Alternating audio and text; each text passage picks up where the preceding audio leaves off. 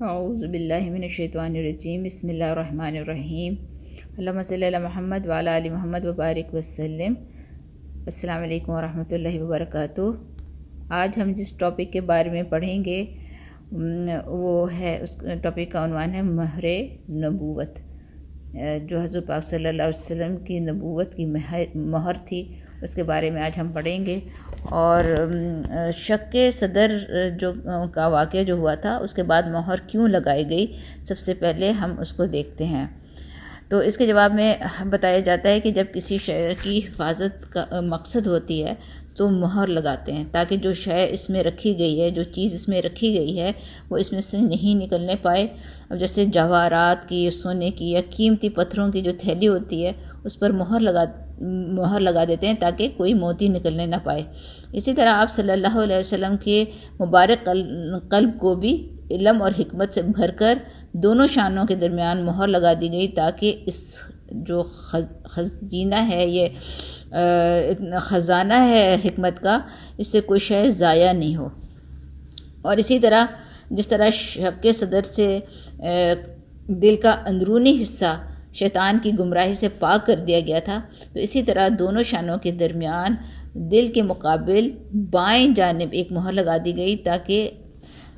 دل جو ہے وہ شیطان کے وسوسوں سے اور بیرونی حملوں سے محفوظ ہو جائے، اس لیے کہ شیطان اسی جگہ سے وسوسے ڈالتا ہے۔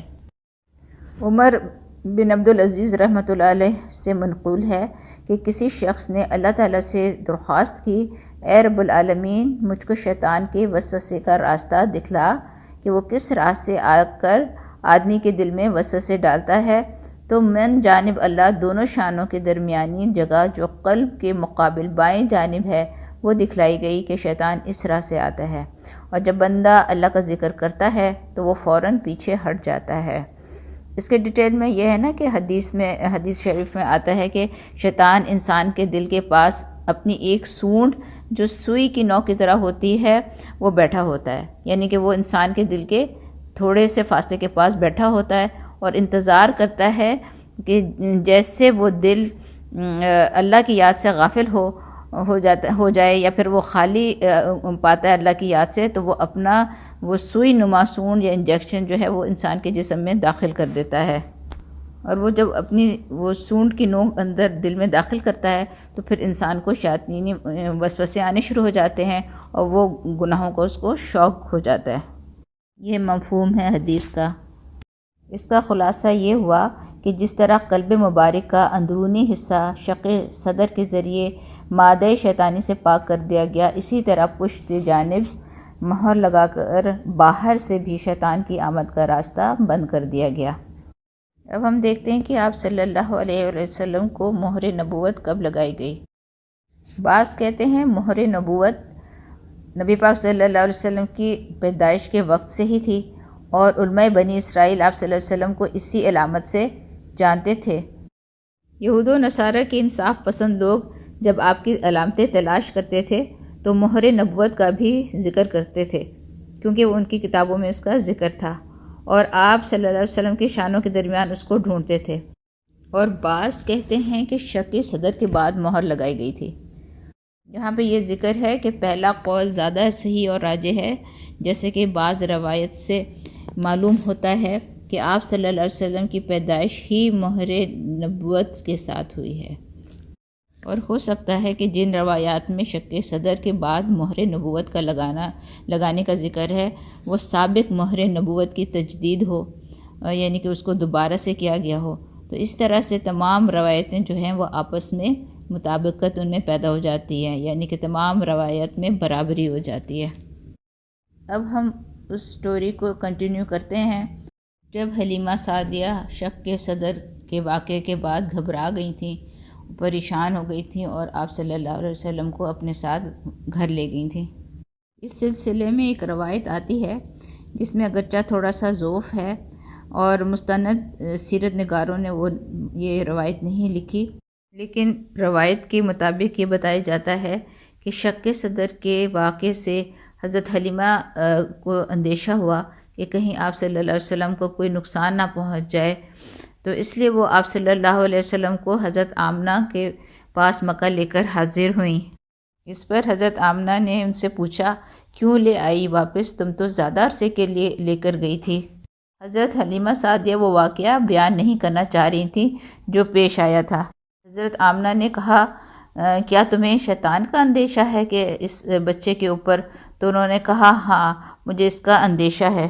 تو حضرت آمنہ نے کہا، اس بچے پر میں نے اس کے حمل سے لے کر اس کی پیدائش تک جس تجربات سے اور جن کیفیات سے میں گزری ہوں، تو میں خدا کی قسم کھا کے کہتی ہوں کہ اس بچے تک شیطان کی دسترس نہیں، شیطان اس تک نہیں جا سکتا۔ اور جو مناظر میں نے دیکھے ہیں حمل سے پیدائش تک، جو میں نے دیکھے ہیں، اس بچے کو شیطان ہاتھ نہیں لگا سکتا اور اس کی طرف نہیں جا سکتا۔ مطمئن رہو، اس کو کوئی غضب نہیں پہنچا سکتا۔ اب حلیمہ اپنے گھر واپس ہو جاتی ہیں اور حضور پاک صلی اللہ علیہ وسلم 4 سال کی عمر مبارک میں واپس مکہ مکرمہ اپنی والدہ حضرت آمنہ کے پاس رہنے لگتے ہیں۔ اب جب آپ صلی اللہ علیہ وسلم کی عمر مبارک 6 سال کی ہوئی تو حضرت آمنہ کا دل ہوا کہ وہ اپنے شوہر حضرت عبداللہ کی قبر پر جائیں، اور ان کی قبر مدینہ منورہ میں تھی اور وہ اس وقت یثرب کہلاتا تھا۔ حضرت آمنہ آپ صلی اللہ علیہ وسلم کو بھی ساتھ لے گئیں اور ایمن بھی آپ صلی اللہ علیہ وسلم کے ہمراہ تھیں۔ یہ جو ایمن تھیں، انہوں نے بچپن میں حضور پاک صلی اللہ علیہ وسلم کے ان کو پالا پوسا تھا، ان کو گود کھلایا تھا، اور یہ حضرت عبداللہ کی باندی بھی تھیں۔ شروع میں ان کا نام برکہ تھا اور بعد میں ان کا نام ایمن رکھا انہوں نے۔ اس کے علاوہ ایمن جو تھیں وہ حضرت اسامہ ابن زید کی والدہ بھی تھیں اور زید ابن حارثہ کی اہلیہ تھیں۔ ایمن ایک نہایت نیک عورت تھیں۔ ان کے پہلے شوہر کی جب وفات ہوئی تو حضور پاک صلی اللہ علیہ وسلم نے فرمایا تھا کہ جو شخص یہ چاہے کہ کسی جنتی عورت سے نکاح کرے تو ایمن سے نکاح کرے۔ تو اس پر زید بن ابن حارثہ نے ان سے نکاح کیا اور ان سے اسامہ بن زید پیدا ہوئے، جو نبی کے بہت محبوب تھے اور جن کو حب النبی یعنی نبی کے محبوب کہتے ہیں۔ صحابہ کہتے ہیں کہ ہم دیکھتے تھے کہ نبی صلی اللہ علیہ وسلم کے ایک گھٹنے پر حسن اور حسین بیٹھے ہوتے تھے اور دوسرے گھٹنے پر حضرت اسامہ بن زید بیٹھتے تھے۔ ایمن نے بہت لمبی زندگی پائی۔ یہ تو ہو گیا ایمن کا تھوڑا تعارف۔ اب جب حضرت آمنہ اپنے میکے گئیں تو وہاں انہوں نے 1 مہینہ قیام کیا، اور اسی اثناء میں وہ بیمار ہو گئیں، اور پھر وہ آپ صلی اللہ علیہ وسلم کو لے کر واپس ہوئیں، اور راستے میں مقام ابوا ایک جگہ ہے، مقام ابوا، وہاں پہ ان کا حضرت آمنہ کا انتقال ہو گیا اور پھر وہ وہیں پہ دفن کر دی گئیں۔ ایمن آپ صلی اللہ علیہ وسلم کو لے کر مکہ واپس آئیں۔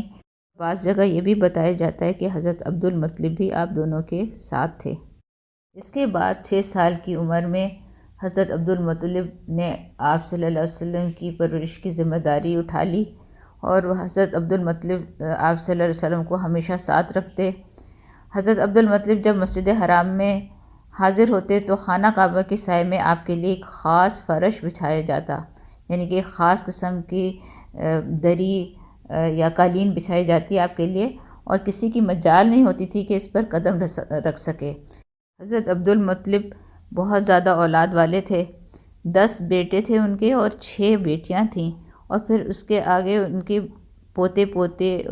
پوتیاں اور نواسیاں تھیں، یعنی کہ ان کی اولاد جو تھی وہ بہت کثیر تھی، لیکن ان میں سے کوئی بھی احتراماً اس قالین پر نہیں بیٹھتا تھا جو خاص عبد المطلب کے لیے بچھائی جاتی تھی، بلکہ وہ اس قالین کے ارد گرد حلقہ بنا کے سب بیٹھتے تھے۔ جب آپ صلی اللہ علیہ وسلم آتے تو بے تکلف اپنے دادا عبد المطلب کے پاس جا کے بیٹھ جاتے تھے، اور آپ صلی اللہ علیہ وسلم کے چچا اور چچا زاد جو جیسے بڑے ہوتے ہیں وہ وہاں سے آپ کو ہٹانا چاہتے تھے، آپ صلی اللہ علیہ وسلم کو جیسے بڑے منع کرتے ہیں ہٹاتے ہیں اس مسند جو یا قالین کے پاس جانے سے، لیکن عبد المطلب جو تھے وہ ان کو منع کر دیتے تھے اور کہتے تھے تم اس کو رہنے دو، اور بہت محبت کے ساتھ اور شفقت کے ساتھ فرماتے تھے کہ میرے اس بیٹے کو چھوڑ دو، خدا کی قسم اس کی شان ہی نرالی ہے۔ پھر بلا کر اپنے قریب بٹھاتے اور آپ صلی اللہ علیہ وسلم کو دیکھتے اور بہت مسرور ہوتے۔ سیرت ابن حشام اور مستدرک حاکم میں قندیر بن سعید اپنے باپ سے روایت کرتے ہیں کہ میں زمانے جاہلیت میں اسلام سے قبل حج کے لیے مکہ مکرمہ حاضر ہوا، دیکھا کہ ایک شخص طواف میں مصروف ہے اور یہ شعر اس کی زبان پر ہے: اے اللہ، میرے سوار محمد کو واپس بھیج دے اور مجھ پر عظیم و شان احسان فرما۔ میں نے لوگوں سے پوچھا یہ کون ہے؟ لوگوں نے کہا یہ عبد المطلب ہیں، اپنے پوتے کو گم شدہ اونٹ کی تلاش میں بھیجا ہے، کیونکہ ان کو جس کام کے لیے بھیجتے ہیں اس میں ضرور کامیابی ہوتی ہے۔ آپ صلی اللہ علیہ وآلہ وسلم کو گئے ہوئے دیر ہو گئی ہے، اس لیے عبد المطلب بے چین ہو کر یہ شعر پڑھ رہے ہیں۔ کچھ دیر نہ گزری کہ آپ صلی اللہ علیہ وسلم بھی واپس آ گئے اور اونٹ آپ صلی اللہ علیہ وسلم کے ہمراہ تھا۔ دیکھتے ہی عبد المطلب نے آپ صلی اللہ علیہ وسلم کو گلے لگا لیا اور یہ کہا کہ بیٹا، میں تمہاری وجہ سے بے حد پریشان تھا، اب کبھی تم کو اپنے سے جدا نہیں ہونے دوں گا۔ 2 سال تک آپ صلی اللہ علیہ وسلم اپنے دادا عبد المطلب کی تربیت میں رہے۔ جب حضور پاک صلی اللہ علیہ وسلم کی عمر شریف 8 سال کو پہنچی تو عبد المطلب بھی اس دنیا سے رخصت ہو گئے۔ عبد المطلب کی عمر میں مختلف اقوال پائے جاتے ہیں، 82، 85، 95، 110 یا 120، یہ مختلف اقوال ہیں کہ جس عمر میں آپ کا انتقال ہوا اور حجور میں مدفون ہوئے۔ حضرت عبد المطلب کے انتقال کے بعد آپ کے بہت سارے چچاؤں میں سے، کیونکہ سب سے سمجھدار اور والد کے بعد ایک طرح سے آپ ان کے جانشین ابو طالب تھے، اس لیے عبد المطلب نے مرتے وقت آپ صلی اللہ علیہ وسلم کو ابو طالب کے سپرد کیا اور یہ وصیت کی کہ بہت زیادہ شفقت اور بہت محبت سے ان کی کفالت اور تربیت کرنا۔ ایمن کہتی ہیں کہ جس وقت عبد المطلب کا جنازہ اٹھا تو آپ صلی اللہ علیہ وآلہ وسلم کو دیکھا کہ آپ صلی اللہ علیہ وآلہ وسلم جنازے کے پیچھے روتے جاتے تھے۔ ایک دفعہ آپ صلی اللہ علیہ وسلم سے دریافت کیا گیا کہ آپ کو عبد المطلب کا مرنا یاد ہے؟ تو آپ نے فرمایا میری عمر اس وقت 8 سال کی تھی، یعنی کہ جیسے وہ ان کو معلوم تھا اس چیز کا کہ وفات کیا چیز ہوتی ہے اور اب ان کے دادا کا